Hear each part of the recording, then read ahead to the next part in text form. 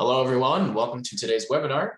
Thank you for logging in early today. We will get started in just a few minutes, so please be patient. Seeing a lot of new people join, so I'm going to go ahead and say welcome, everyone. Appreciate you logging in early. We'll get started in just about a minute here. All right. Thank you, everyone, for joining. Walter, Danny, the floor is yours. Thank you very much. Welcome to Breaking into Business Markets. I am Walter Katz. I'm president of the K Corporation, and I have the opportunity to be facilitating today's discussion, and it's great to be here. Today's webinar is the third of a three-part series designed to provide applicable lessons that you can use in your daily practice to see an increase in your ROI. Entry to the business market can bring life-changing profitability to your insurance and financial services practice. While this market may be lucrative, it's also highly competitive and time-consuming. Today, I will be discussing with Danny O'Connell, CEO of Next Level Insurance Agency, how he was able to build a successful agency that is focused on the business market. Before I introduce Danny, I would like to go over a few details concerning today's broadcast. Our webinar consists of an interview discussion followed by an interactive question and answer session. You may chat your questions or type them into the Zoom Q&A function at any point during the broadcast. I will read your questions out loud so that they can be answered by our panelists. I ask that you please keep your audio and video muted so that we can focus on our panel discussion. And it is now my pleasure to introduce Danny O'Connell. Danny is the CEO and founder of Next Level Insurance. He started his company to address the future trends of healthcare, integrating technology and practical solutions to lower costs. Danny started in the financial services profession in 2001. Having worked in an investment firm and later as a loan originator, he brings a unique perspective to personal finance and insurance. Since 2006, his focus has been in the employee benefit space, working with employers to evaluate their needs and design creative solutions focused on value. Danny believes one of the most important pieces of his job are educating those he interacts with and keeping clients abreast of changes. Danny became the third Texan ever to be honored by NAIFA in 2014 with their Advisor Today 4 Under 40 National Award. He has over 30 published articles on healthcare reform and was a frequent contributor for Fox News Radio on the Affordable Care Act. He is frequently asked to speak all over the United States and internationally on various insurance topics. Danny is married with 4 children and has served as the NAIFA Dallas president, NAIFA Texas Board, NAHU, and is a member of the $1 Million Roundtable. Danny loves college football and following his Oklahoma Sooners. He has been married to his wife, Kate, since 2006 and loves spending time with his 4 children. Danny also enjoys volunteering for MDRT, NAIFA, Rotary, writing for his industry, and public speaking. And now let's begin our discussion. Danny, welcome to the webinar, and thanks for joining us today. Wow, thanks, Walter. I appreciate that. I was really worried if I was going to have to talk about how long I've been in this industry, but I think you covered the years enough that now everybody can piece it together. So thank you. Well, you've been doing it a long time, and one of the things I really do appreciate what this industry does like no other, in my opinion, is a lot of times speakers will come in and show, or explain why they do things, and look how successful I am. And one of the things that we do is not only say why, but how. And so I'm really looking forward with your sharing how you've gotten to a level of success, because a lot of the the people on today, it's a varied mix, new people, experienced people looking to get over that hump. And so thank you again for being here. And it does just lead to that very first question. How did you get to where you are now? I mean, that's just a long question in and of itself. But if you look back to where you started and here you are, how'd you get here?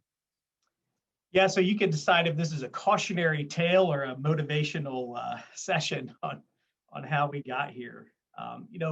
Success is relative, and it's different. It's unique for each person. And I think one of the things, and the people that I know and admire in NAFA, is that they're never done. They always want to be achieving more, always improving. And I think that kind of mindset has really been beneficial for me. I love to compete. One of the things that I love about our industry is I get to compete and I get to show or find a better way to how to do something, and you get to win.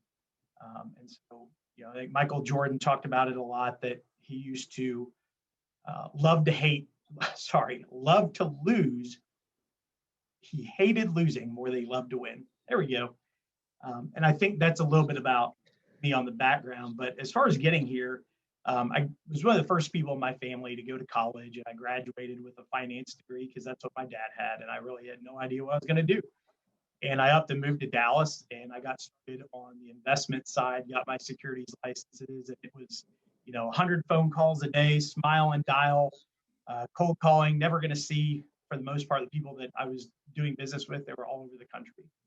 And of course, the economy goes through these ups and downs, and I found myself with the ability to go back to graduate school, and I went back and I got my master's degree. And when I moved back to Dallas, I'd already met my wife, and we got married. I got started in the business.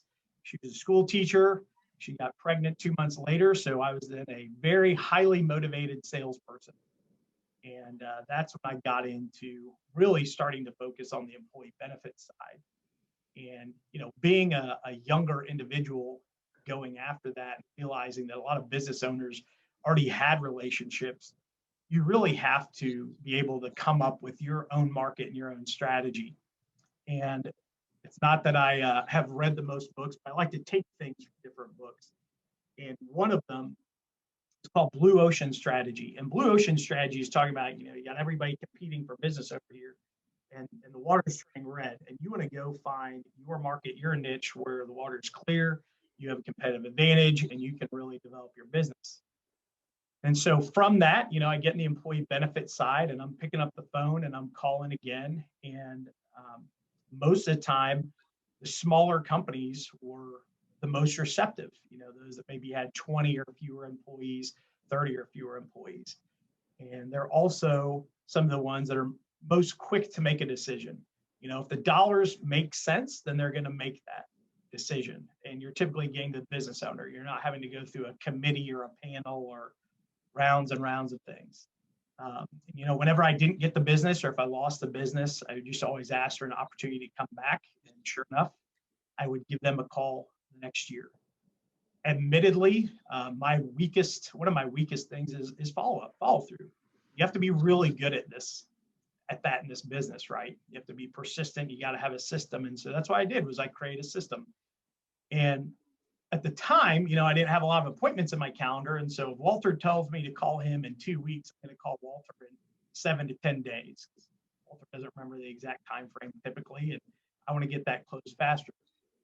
And as my calendar began to fill up more and more, I went to start using Microsoft Tasks. It's the task for me to get that done. And then eventually I got to a point where I needed an assistant. And you want to have somebody that obviously is going to compliment you, but you also want to be able to communicate your strengths. And I know all of us, or many of us, have done a lot of those personality profiles of, you're a high fact find. And I even make those jokes.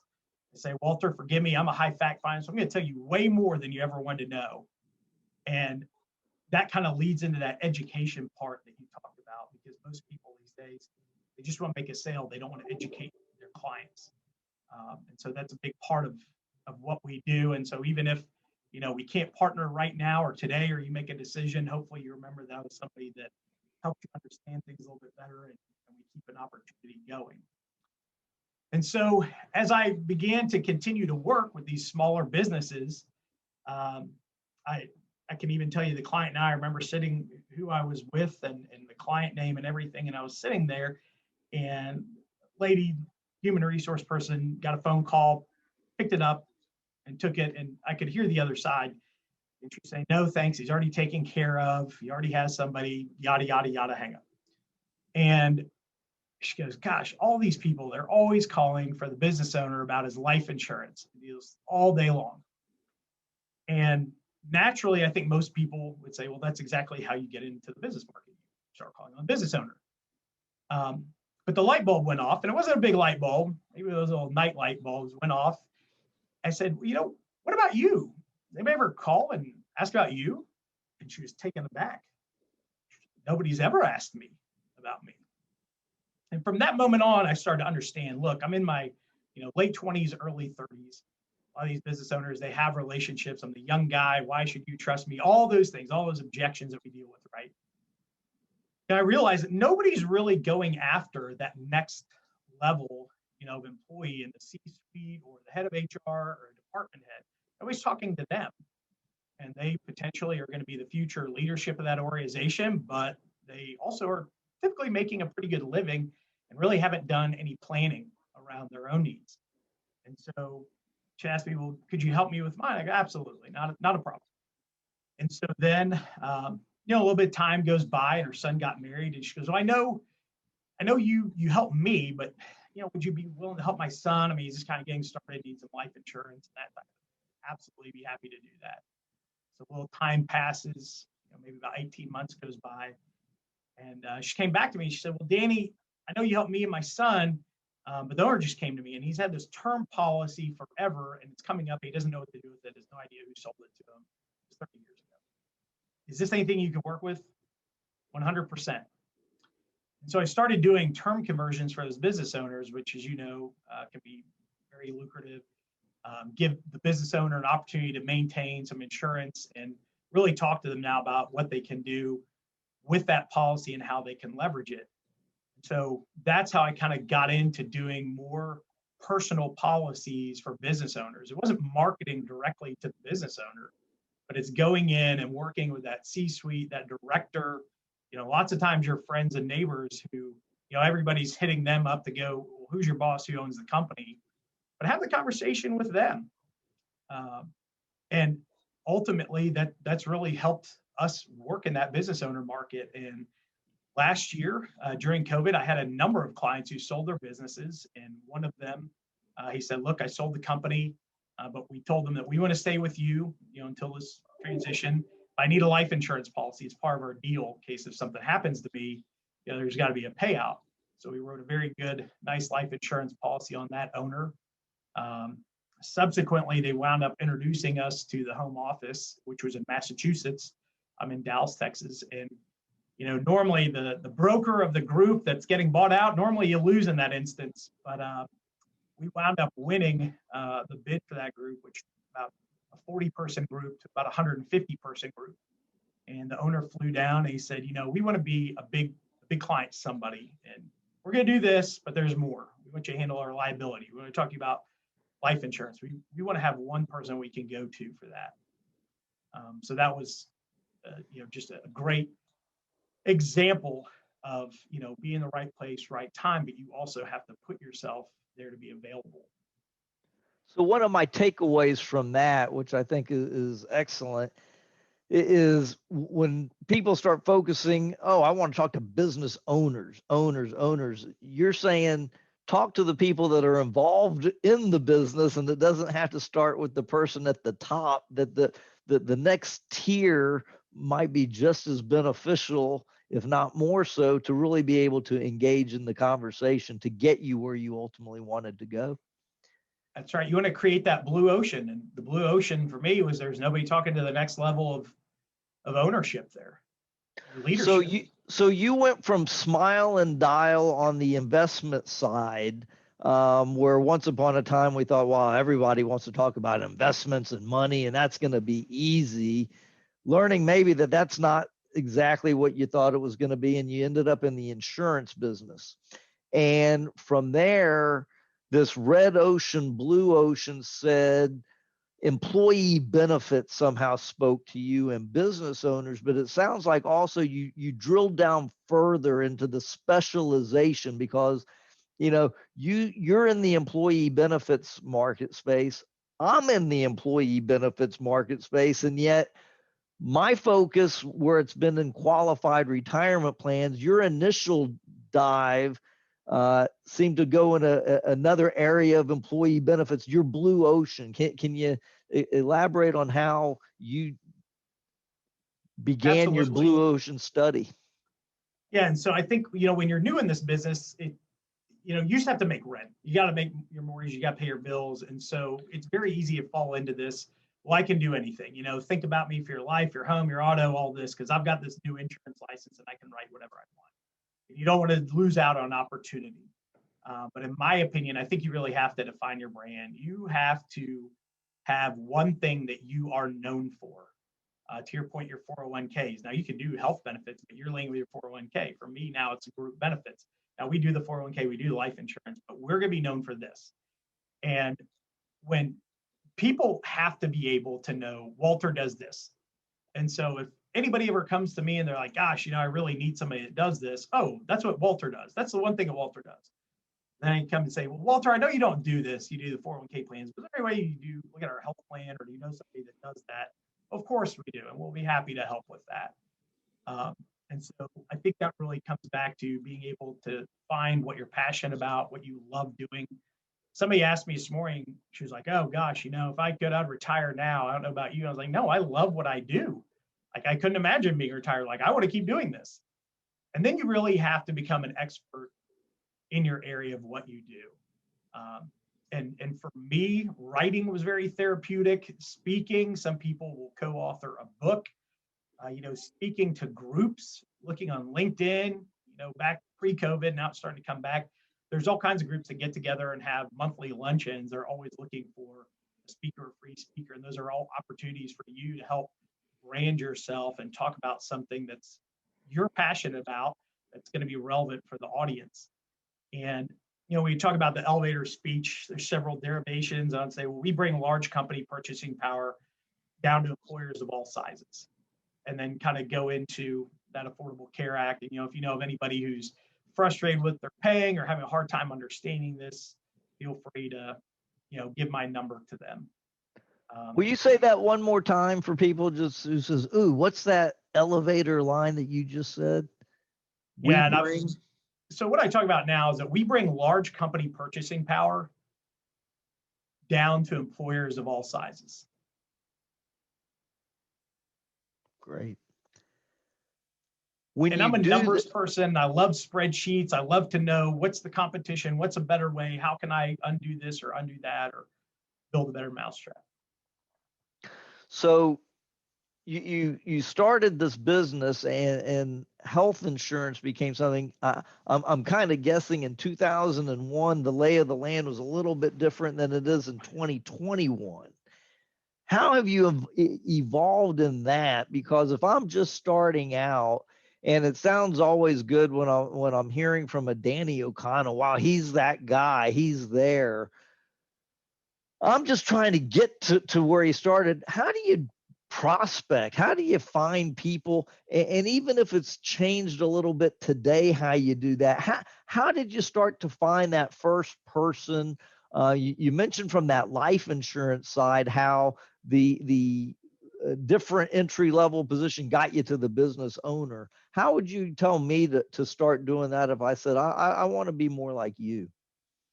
Yeah, so the funny thing is, Walter, I'm probably the world's worst networker and probably the worst at asking for referrals. But when you're working in the business world, whether it's property casualty, 401k, group benefits, those policies and those plans renew, and it's finding out when those plans renew. And then we used to call X date, you'd mark out, and okay, if you renew on June, I'm going to start calling you in March or February and start working on getting out there and talking to you. For me, there's a lot of personal pride in this, and whatever you do, that's why I talk about your passion. You have to be passionate for it. And I knew that, I'm in the small business market and I want to be the absolute best person in Dallas for the small business market. And I kind of identified what that meant. Because once you identify that, you write that down, you can share it with your team, you can share it with your prospects, you can share it with your clients, and really talk about your vision and why it is that you do what you do. And so I honestly believe that for the clients that we serve, we go above and beyond what our competitors do. And so because of that, we get a lot of referrals from existing clients. We do a lot of joint work with other advisors all over, the state, the country, and we'll do joint work that way. I looked at the end of the year, and I think about 90% of our business came from referrals. One of the best referral lines I actually heard was from a real estate agent, and she said, talk to your prospect, talk to your client, and say, ask them, who are the people you want to do business with? And their jaws will hit the floor. They'll be taken back. What do you mean, who I want to do business with? It's like, yeah, how I have a vested interest in your business doing well. Who do you want to talk with? And you're probably going to know some of those people, and then you have to follow it up with a good introduction, kind of be known as a connector type of personality, because immediately their response is, what people do you want to talk with? Who can I introduce you to? And then you might be able to, go through each other's LinkedIn and say, okay, I would like introductions to these people or these type of people, or anybody that's in your group. Or are you in a business owner group, or whatever groups that you're in? If anybody is ever saying they're complaining about XYZ, that's what I want to do. And that's who I am and who I can help. I'm very bad about just going to my friends and asking for their business, but I obviously have some friends' business and do a very good job for them. And, they're going to tell the other business owners and the other friends when they need something or where they're complaining about it. They're like, "Yeah, you really need to call Danny O'Connell, and he did a great job for us. He'll take care of you." And so it's just taking a lot of pride in what you do, becoming an expert, and knowing that whatever you put out, whatever presentation, whatever proposal, that is a reflection of you. So you have to think about, what that looks like. I did a lot more on social media several years ago than where I am now. And I think back then, I understood that my thought process was your presence on social media is essentially your lobby of your office anymore. People are checking you out online before they'll ever talk to you. Or if you get an introduction, they'll go look up your LinkedIn, your Facebook, whatever they can find on you just to see a little bit more about you. So you also have to be aware about what you're putting out. You've mentioned educating your clients is really important. And you also mentioned being an expert. What do you do to stay on top of your field? What's your take on getting education? Where do what resources do you use to say, hey, I'm the guy that can answer those questions? Because I can't just wake up tomorrow and say, hey, I'm going to go speak in front of a group on this subject. How did you become that expert? Yeah, great question. And, I think in our business, Google is your worst friend because anybody can put anything out on the internet. So very candidly, one, it's being a part of a professional association where you're going to get credible information. With NAFA, you have the opportunity to actually go and talk to your elected officials, find out what's going on, what they're working on, doing professional designations and certifications. And I did a number of those around the Affordable Care Act. Good people know their products really well. I think great people know their competitors' products even better. And I think that's the approach that you have to take here as well. It's I have to have a lot of pride in what I do, and I absolutely want to be the best in what I do and in my market. And so do I know everything? Absolutely not. Do I have a resource to get certain things as needed? Yeah, I can pull things, but I'm not trying to be all things to all people. I'm really focused in that one area. That's pretty fun when you mention that, because before this program started and we were preparing, I didn't know you didn't know me, but to hear how NAFA is a resource and to hear your involvement in the industry, MDRT, NAHU, those are all things. So to hear you utilize that as a resource, when did you know that, and who to meet within these organizations? That's really powerful for me. So thank you for that. The next part of that is you've gotten educated, you know what you're talking about. There's certainly a marketplace of employee benefits. How did you help the planning, the pricing, the processes? As you mentioned, the Microsoft software, just as a reminder to follow up. What's your process, if you will?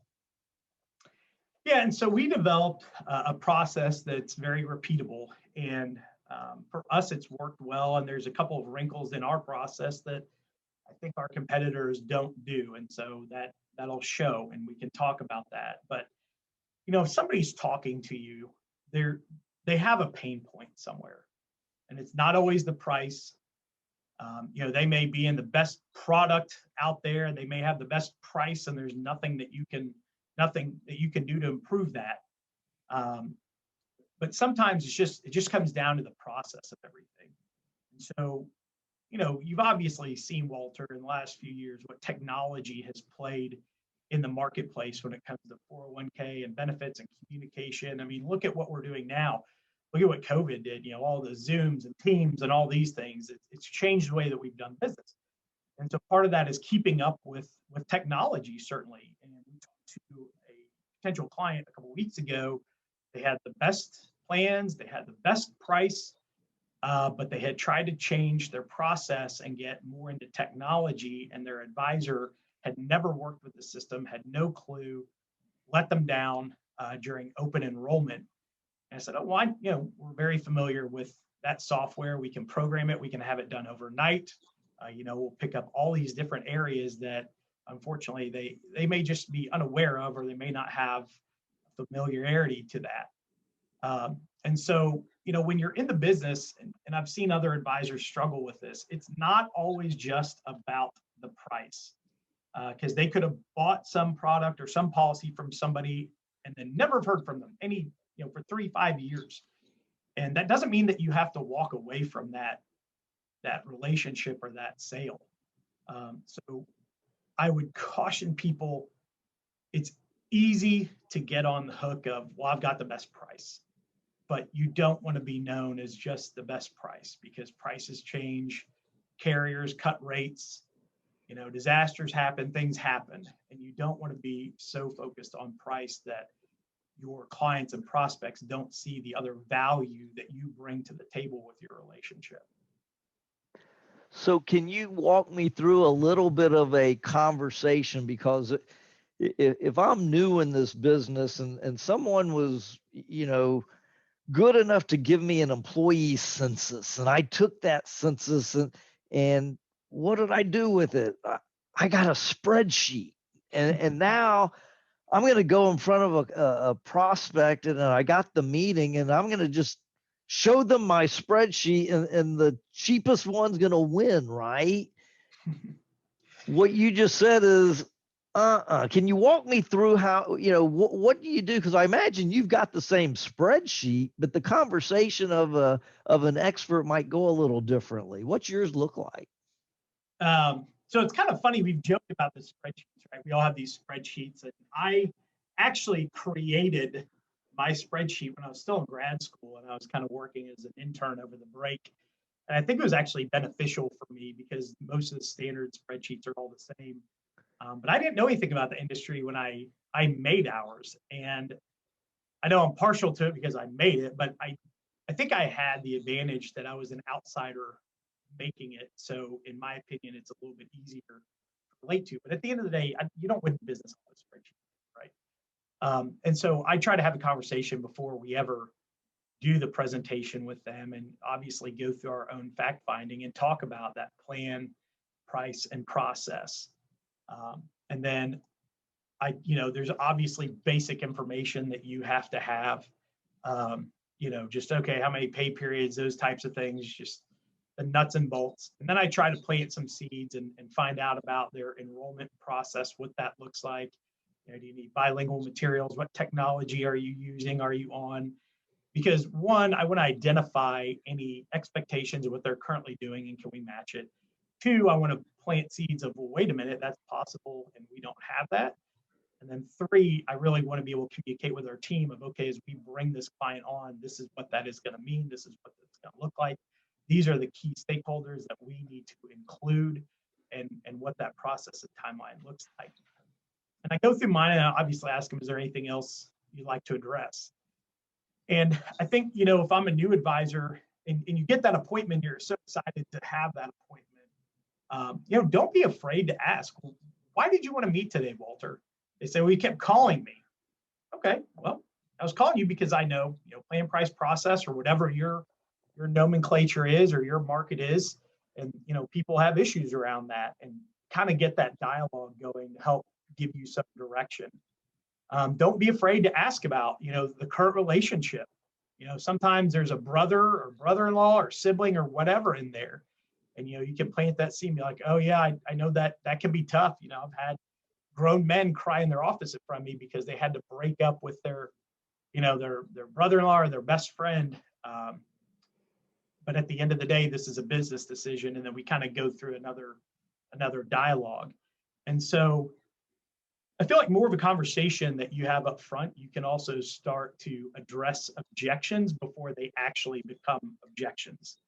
So one of the things is, everybody has an agent. And so you call somebody who already have an agent. I'm going to take that off the table and go, look, Walter, I know you have an agent and I assume that you like them. That's why they're your agent. And they kind of laugh, And then, you tell them everybody has an agent. You buy, that's how distribution in our business works, is through an agent. But this is what I found. This is how we're different. And, then you kind of go into your conversation that you want to have.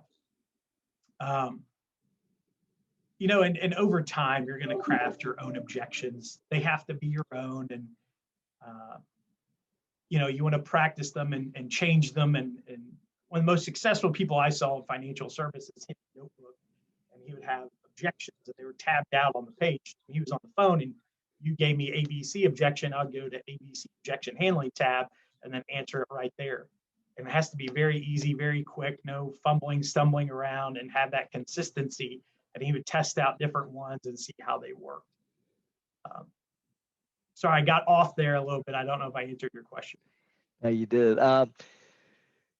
Everybody typically over the years has kind of their horror story of, things, we focus on things to do, not always, hey, don't do this. It reminds me, it was a long time ago, way before the Affordable Care Act, and specializing was kind of like, oh, I can do a health insurance plan. And I remember I helped a client implement a health insurance program, and then he called me and he said, Walter, I'm very disappointed in what you did. And it was like, what did I do? We brought down his cost of the health insurance. He said, actually, you didn't. That the employee cost went up, it was the dependent cost went down. And when you added it all together, the company wasn't paying the dependent cost. So I kind of learned a rough lesson of specialization at that point in time. Do you have any kind of like, yeah, here's, some things to avoid as you might want to get into this business market?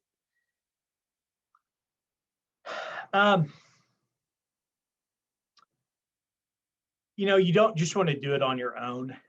I would highly recommend, especially if you're getting started, you can go do your CE, your continuing education online. I would try to find, when I was, certainly a newer agent through the years, I would try to find continuing education that was relevant to me, that was something I could learn and something I could implement.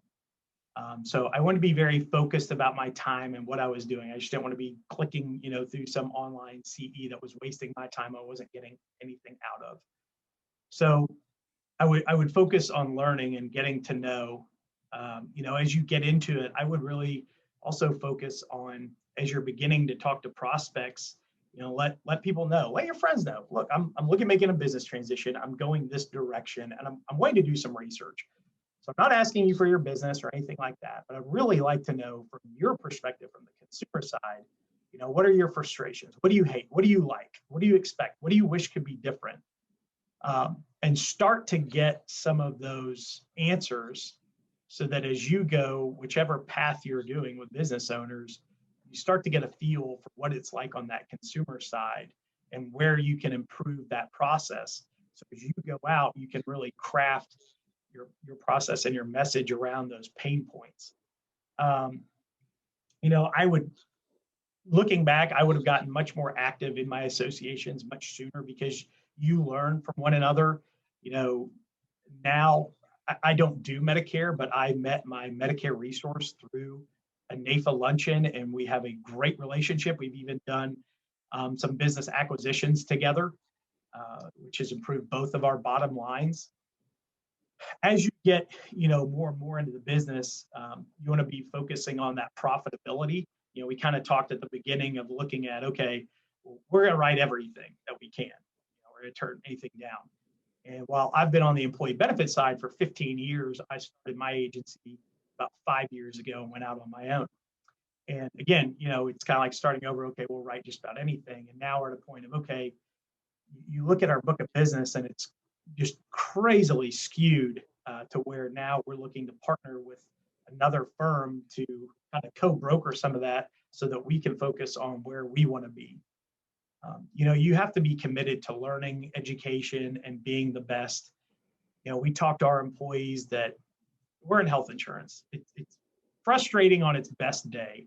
And when people are calling you up, they're normally having a bad day. Something's going wrong. They may have had a health condition. They may have lost their job. They're having a separation or something, and they're having an issue. So, they may be upset, frustrated, whatever, but we want to treat them the way that we would want to be treated and know it's not directed at us, but we want to help them solve that problem. And I think a lot of people who are successful in this business, across the country, they kind of look at themselves as problem solvers.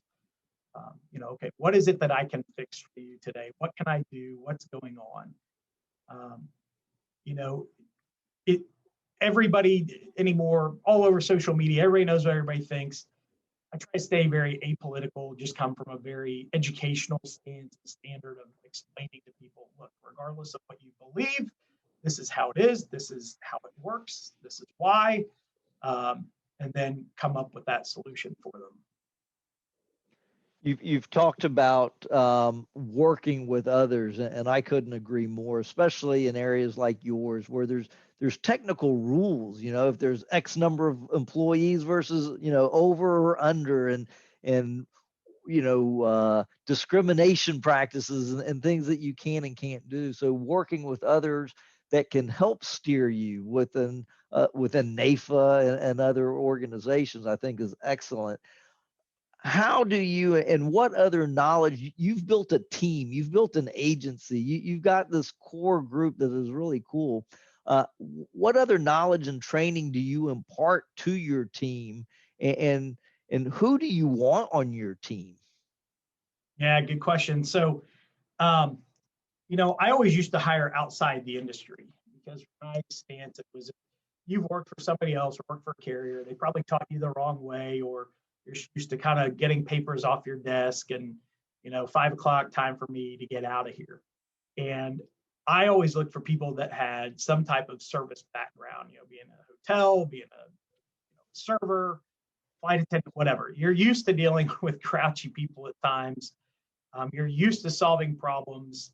You can let something slide off your back. You don't carry it around all day. So a big part of that is just the attitude of what you bring to the group. And we read one of our books as a company, and I give it to every person that joins our team, The Energy Bus. And chapter 18 is about energy vampires. And I look at those people that suck up the energy, every day they want to meet, and it's always somebody else's fault or some situation. They always have an excuse. And I want to be very protective of my culture as a business owner. I think that's where most businesses get it wrong. They have a policy, one person breaks it, so then the policy changes for everybody that follows it. And I look at protecting our culture, and we share our core values and different things with our people. When we talk about that, probably should talk about it more, but we talk about it. And you try to hold people to those standards because you want to have a great place to work. You want to have a great team. And it's not fair to those other people who do a really good job. And if you don't protect that, then they're going to go somewhere else because it's not the same place that they used to be. And so we encourage all of our staff to get licensed, and they get paid a little bonus if they go out and get their license. And then I know they're going to have to do their continuing education. And I actually went out and I got CE credentialed with the Texas Department of Insurance. And so I do CE classes for luncheons, but I'd also do it for our staff. And so I would do different topical training like long-term disability, dental, health plans, whatever, you name it. We would come up with something, submit it to Texas Department of Insurance. Now we have a CE approved course, and then I can go teach it to my team, and they're even getting continuing education for going through our company specific training. So there's those types of things. We get all types of webinars that come out to us. And, Walter, you and I and most advisors, we don't have time to attend all these things. So I push out to staff. I say, hey, I think this would be really beneficial, maybe that specific person or maybe to a few people. And, if you could, I would plan on trying to attend this or join this. I include them in any time we have carrier meetings, product meetings, things like that.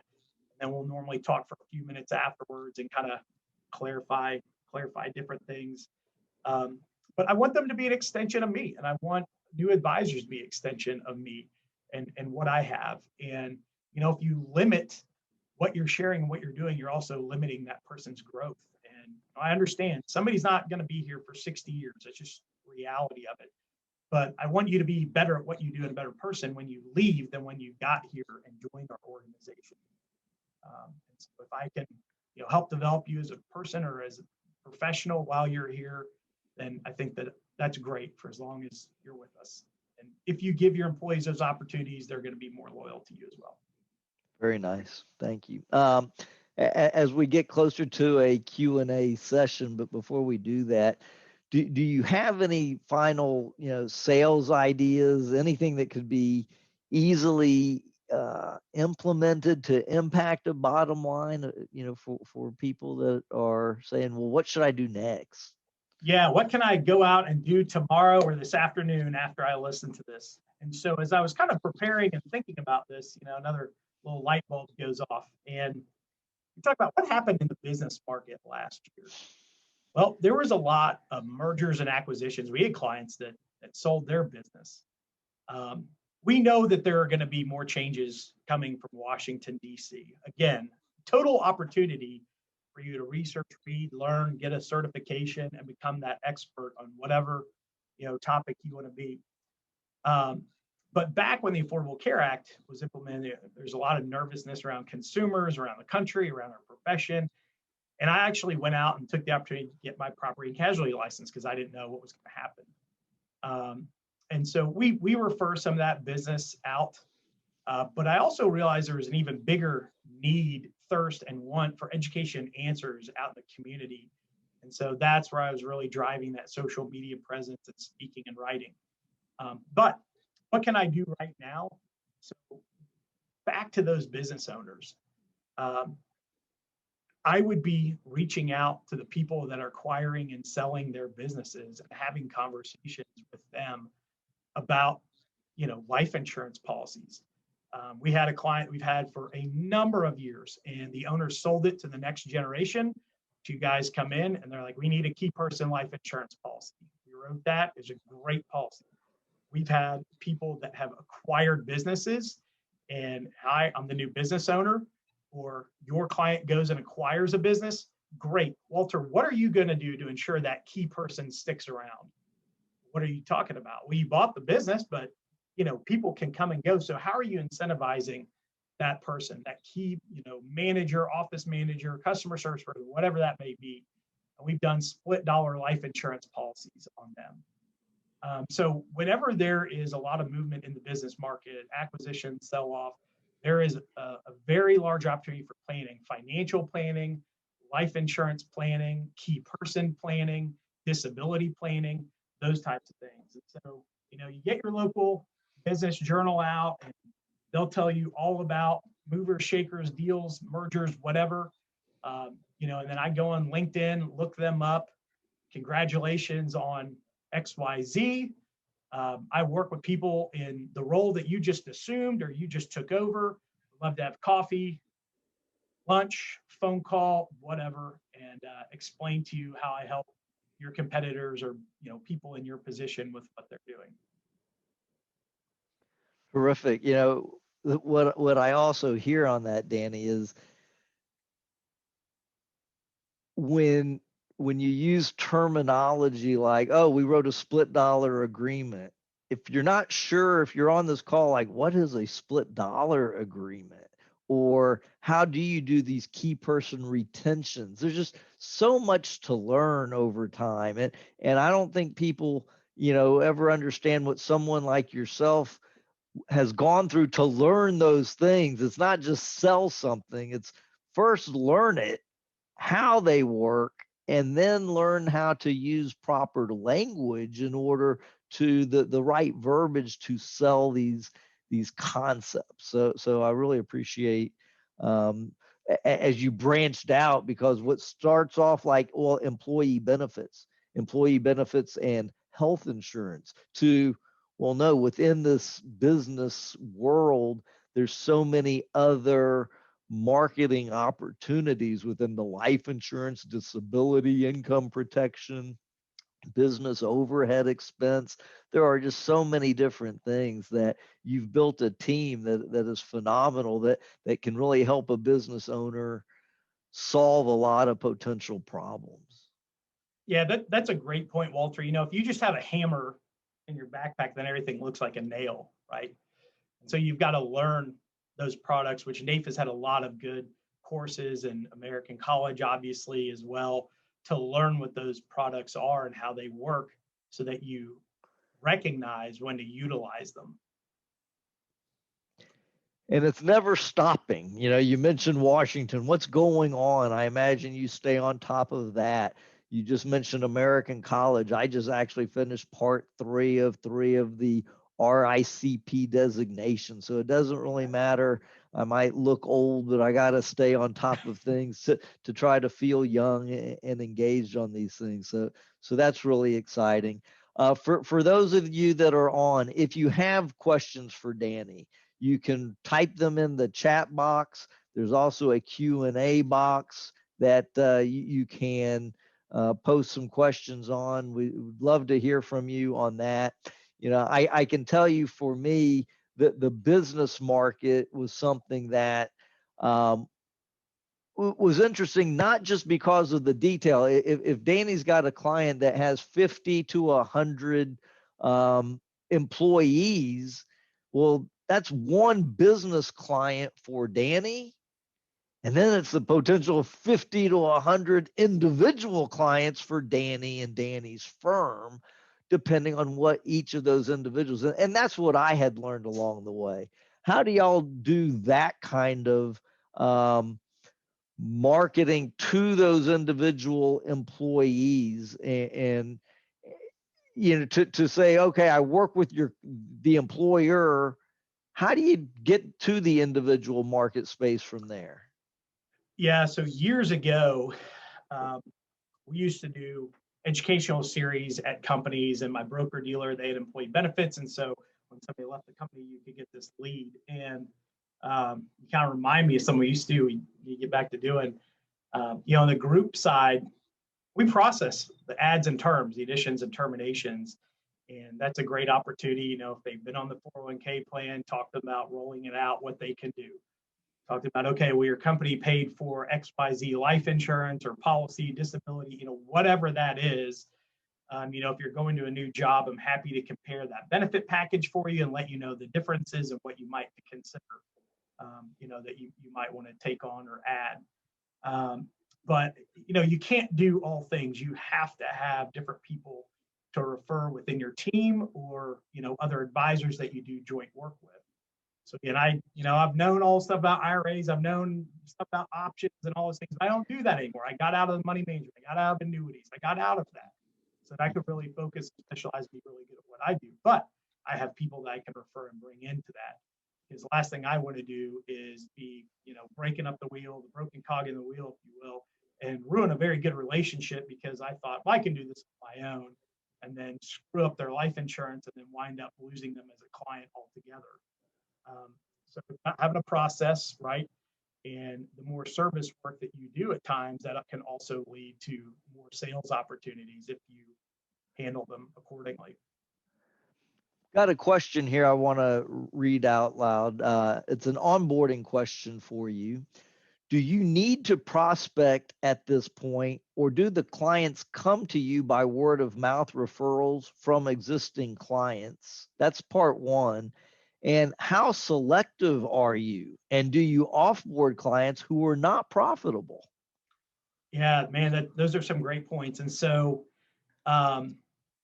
one, you always have to be prospecting. And I've seen it firsthand with advisors that make it, and they think that their clients are part in the warehouse that they acquired and bought. And it's not. We are custodians of a relationship, and you never know how long that's going to last. Somebody may be at a company for 20 years, somebody may be there for 2 months, and you may have done all the work, and then somebody else comes in and wants to bring in their person and take over.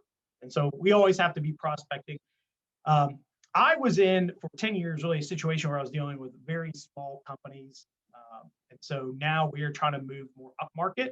And so we've been working with a firm just to telemarket, and I wrote all the scripts and bought a list that they call on those things.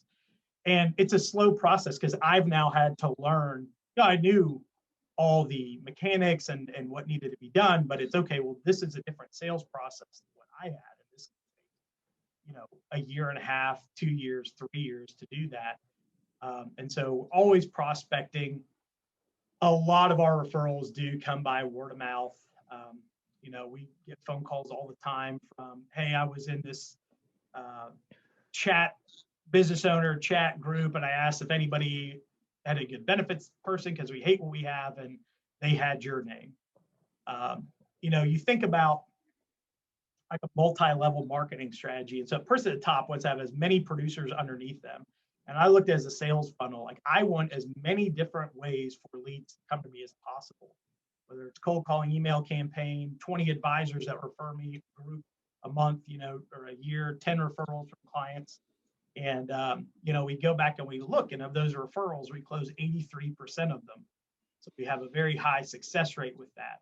And so now the offboarding, that's pretty good timing. We went back and we looked, and this is kind of an astonishing number.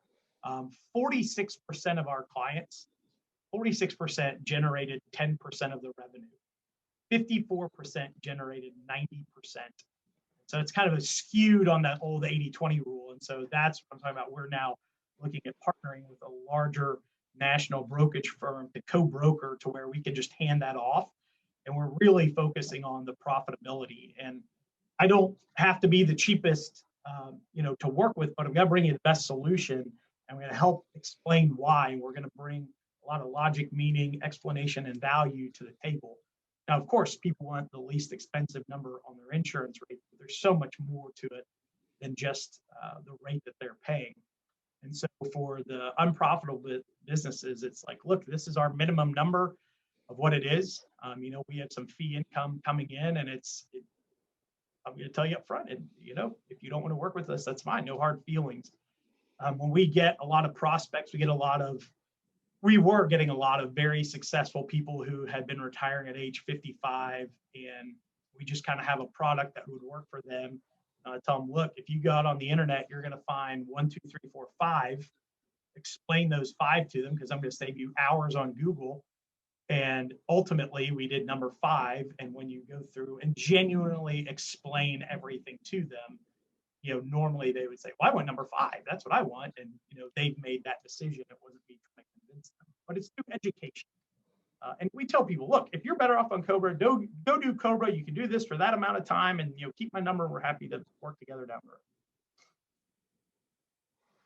road. Well, I've always struggled with, having that client that I don't really feel is profitable, but how to have that conversation. Like, yeah, I got to offboard you.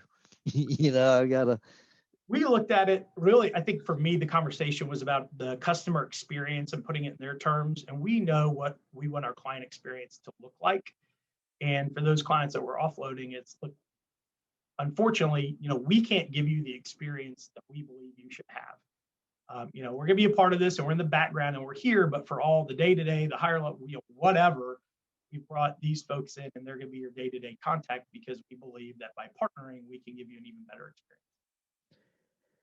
I think you've taught me a couple of things, on perspective of how to define things. I really appreciate it. That, really about defining the brand, decide what you're passionate about and love doing it and become an expert in that. Also, a lot of times it's, well, what's my value? What am I adding? And from you, I've heard that you save people time. You save them that time of researching. You've mentioned Google. You're going to Google this and find 5 things. I'll tell you what it is, and I can tell you in 10 minutes and save you hours. That's really, I think, a cool thing that I've heard. That's my takeaway from you is, man, Danny's learned how to help people save time. Do you articulate it back to that, like with them? Like that's something that you offer as a So I do resource? kind of make that joke. I'm talking to them. I say, look, I'm going to save you hours, 4 or 5 hours, whatever, searching the internet, trying to figure all this out. And in reality, you and I know, and the people on the phone know, or Zoom know that, there's stuff on the internet to most people. It looks perfectly legit, but it's what are they saying? How are they saying it? What are they not saying? So people can get caught because they think, well, I thought this was that. Well, it's not that, and this is why. And so I address those things on those phone calls about, we only deal with businesses that I would put my family on. Because at the end of the day, if it's a bad experience for you, you are going to be, calling our customer service team every week. They're going to get mad at me. That's not fair to them. It's making their life harder, making your life harder, making my life harder. We just don't want to do that. We want to deal with the best companies that we know we're not going to have those issues with. Do you mentioned working with these businesses. Do you have a special niche within industries that, we all hear target market? Well, all these companies need health insurance. So is it, well, anyone who needs it, we can service it? Or do you find some that you like better than others? Yeah, so we service in any type of industry because we're not a big name, firm. A lot of times we get the harder to place stuff, but that's okay. From an employee count size, we want to be that 10, 20 to 80 to 150 employees. We have employers that have certainly a couple hundred employees, one has 1,800. But we find, when you get up market, that 300 to 500 person group, then here comes the national firm kind of leading them with a line of, we're going to do all this and we're going to give you all this and we're better. And they're not. And a year later, they're just a number. And I've had clients that I did not get the first year. They went with a huge firm. And the second year, they called me up and they're like, yep, we went with them. They're great first year and nothing the second year. Can we move to you? Because of my just kind of circle of my circle of influence and where I am, a lot of them are business owners, a lot of them are white collar. So we will get a lot of referrals into very high-end white collar, intellectual capital, white collar, oil and gas, real estate, investment, hedge fund, law firms, people that understand numbers, that want a very good value, they want a very good benefit, but they want a creative way to solve for it without having to spend all the money that they would with somebody else. Well, that's another thing that I think is just a great point, is just because you're with somebody and you've been with somebody, that doesn't mean it shouldn't be reviewed, because you might not be getting all that you're theoretically paying for. So yeah, we've now created too. Now we've got 4 or 5 years, some track history to be able to show what we've been able to do over time. And I have one that speaks to the price of being happy. And it's like, yeah, if you got a decrease, you'd be happy. If you got a bigger decrease, you'd be thrilled. But then look at what we did. And I think you could understand that if you got this and this, you'd be happy. But happiness is really relative to the information that you have. And so you could be happy with this, but you would not be happy if you knew it could be down here. Well, Danny, I've really appreciated the opportunity to learn from you, the wisdom that you've shared, and how to break into the business market. For everybody on the call, I want y'all to know I appreciate NAFA for bringing this out, and for Brendan and Zach, just making information available is really great. Danny, we appreciate you very much. There is a survey that I'd like y'all to click on just to let us know your thoughts. And with that, I'd just like to say this concludes the webinar. Thanks, Walter. Thank you, Nathan, everybody.